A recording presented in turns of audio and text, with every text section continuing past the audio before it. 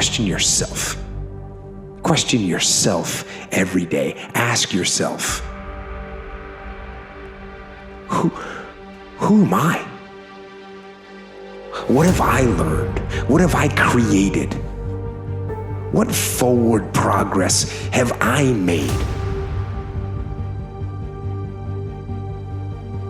What am I doing to improve myself today to get better, faster, stronger, healthier, smarter? Ask yourself, is this what I want to be? This.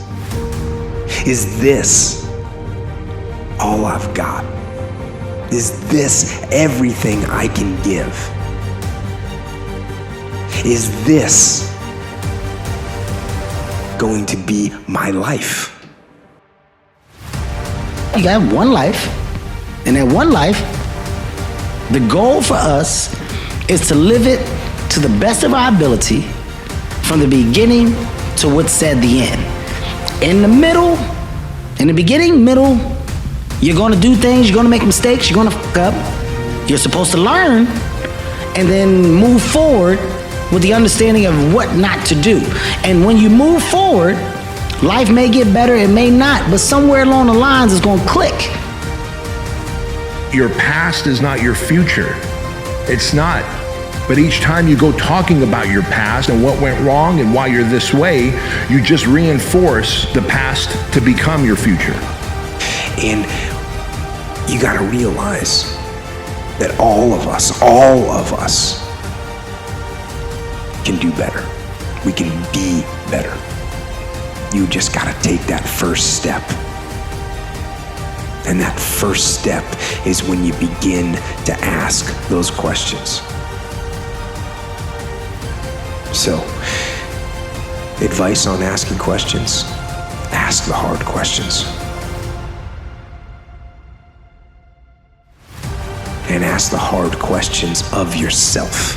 And in the answers to those questions is where you find that path.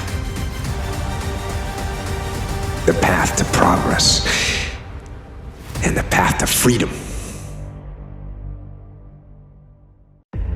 And this is on you. And I get it, a lot of things may influence your perspective over the years, but how you see life is on you. And you got a choice. Your perspective can either be your power or it can be your prison.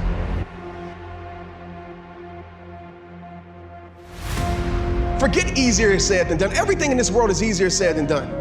Some of you still ain't clear about your life. If you're in a prison mindset, you blame and complain, and you looking at everything as an excuse. There's people that's looking at this year as an obstacle, and there's people that's looking at this year as an opportunity. And trust me, when the smoke clears, you're gonna see who is who. So you gotta break that prison mindset.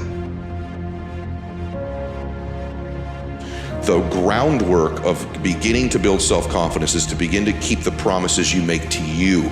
And that's why it's important to begin to even make small promises. If you're gonna get up at a certain time in the morning, not only do it, but then give yourself credit. Say, I did what I said I was gonna do. If it's in your diet or your fitness, don't just eat the healthy foods. Go, I'm doing what I said I was going to do. You begin to build this reputation. If you're constantly being influenced and moved by what other people think about you, it means there's a deficiency in what you think about you. It's a pattern of keeping the promises that you make to you. That's the groundwork of self-confidence.